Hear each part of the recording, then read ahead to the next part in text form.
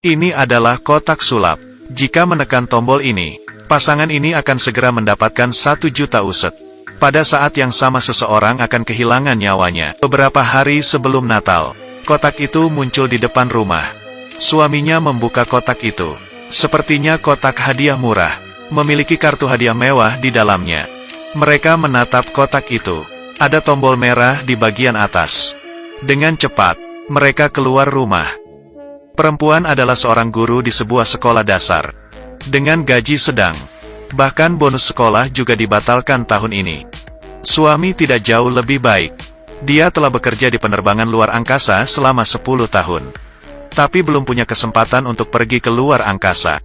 Setelah kembali dari kerja, keduanya hanya bisa saling berpelukan dan menghibur.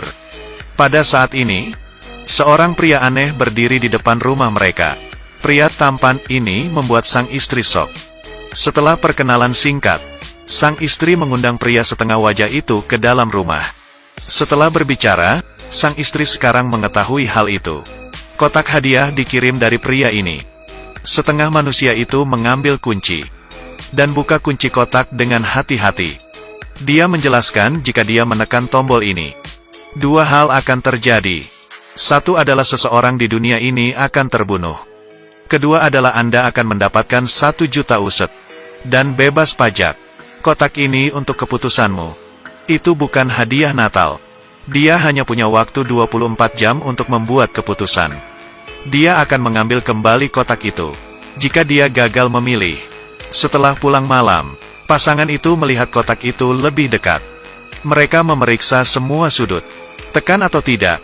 Jika Anda menekannya, Anda mendapatkan 1 juta di tangan. Tapi akan mengambil nyawa seseorang. Pertukaran ini membingungkan pasangan. Sang suami dengan cermat mempelajari kotak itu. Yang dia membukanya, lihat ke dalam. Itu hanya sebuah tombol, tidak ada yang lain. Mereka pikir itu hanya lelucon oleh pria itu. Meskipun mereka tidak percaya pada kata-kata pria setengah wajah itu. Tetapi mereka berdua mengalami kesulitan keuangan. Mereka juga ingin mencoba. Mereka saling memandang dan menekannya. Tombolnya hanya keluar sedikit. Tidak ada yang terjadi. Tetapi pada saat yang sama, menerima panggilan darurat. Pembunuhan terjadi di rumah keluarga. Istri hanya tombol. Dan terjadilah penembakan. Polisi mengambil senjata dan memasuki rumah.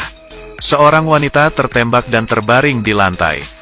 Hanya seorang gadis kecil yang terlalu takut bersembunyi di sudut toilet. Jadi itu benar. Kejadian ini ada hubungannya dengan tombol yang ditekan istri. Keesokan harinya, pria setengah wajah itu muncul. Dia tidak mengatakan apapun. Meletakkan koper di atas meja. Ini adalah 1 juta uset untuk keputusan Anda. Lalu dia meninggalkan rumah dengan kotak misterius itu. Tapi sang suami merasa agak khawatir. Dia ingin mengembalikan uang itu kepada pria setengah muka itu. Tetapi dia berkata, "Saya meminta maaf." Setelah transaksi dilakukan, tidak dapat ditarik kembali. Ini membuat pasangan itu panik seketika. Kemungkinan besar mereka telah membuat kesalahan besar. Bagaimanapun juga, mereka telah membuat pilihan sendiri. Mereka mengambil uang itu dengan penuh kekhawatiran. Sang suami mulai melakukan penyelidikan tentang pria misterius ini. Dan dia tercengang dengan hasilnya. Pria setengah wajah ini dulunya seorang astronot. Dia mengalami kecelakaan petir sejak lama. Dan bekas luka menakutkan di wajahnya. Juga karena kecelakaan ini, pria ini telah didiagnosis pada saat itu. Dan mereka memastikan bahwa dia sudah mati. Tetapi tidak menyangka bahwa dia hanya berdiri dan tertawa.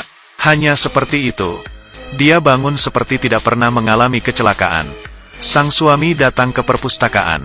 Ada 5 pria aneh yang mengikutinya. Mereka mengikutinya ke ruang baca.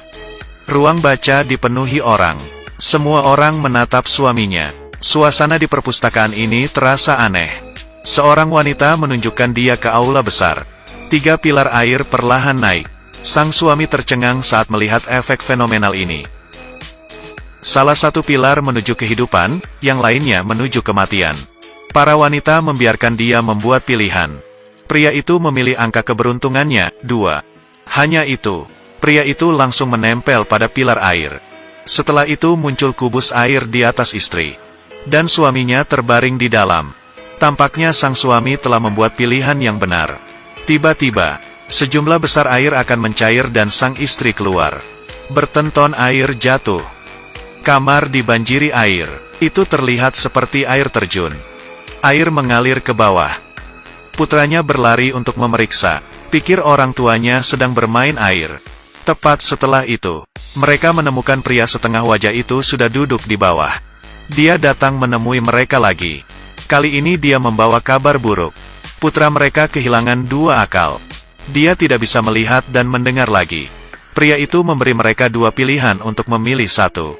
Pilihan pertama adalah, Anda dapat menerima kecacatan anak laki-laki itu, dan hidup bahagia sepanjang sisa hidupmu dengan uang itu. Lalu dia mengeluarkan pistol dan meletakkannya di atas meja. Pilihan kedua adalah, Anda mengambil pistol dan membunuh istri Anda. Jadi anak akan kembali normal, dan uang itu akan diberikan kepadanya setelah dia dewasa. Sangat jelas, tidak ada makan siang gratis. Mereka menghadapi situasi dilema. Sang suami mengambil pistol dan menunjuk pria itu. Tapi pria itu dengan tenang berkata, "Jika Anda membunuh saya, Anda tidak hanya akan masuk penjara, tapi anakmu juga tidak akan pernah normal kembali." Setelah itu dia meninggalkan keduanya dengan putus asa. Sang istri terus menyalahkan dirinya sendiri. "Ini semua karena keserakahan saya." Sang suami mencoba menghiburnya. Bagaimanapun juga, putra adalah segalanya bagi mereka. Pada saat yang sama, pasangan lainnya juga berurusan dengan tombol. Dan suami juga menarik pelatuknya. Itu persis saat tombol itu ditekan. Anak laki-laki itu telah kembali normal. Pria itu terus mengulangi putaran yang menantang ini. Pada kenyataannya, sangat mudah untuk keluar dari lingkaran. Jika Anda bisa mengendalikan keinginan Anda, jangan terlalu serakah, sehingga Anda dapat mengontrol takdir Anda sendiri. Ini adalah film yang layak untuk ditonton. Tolong pertahankan dukungan. Sampai jumpa lagi di film berikutnya.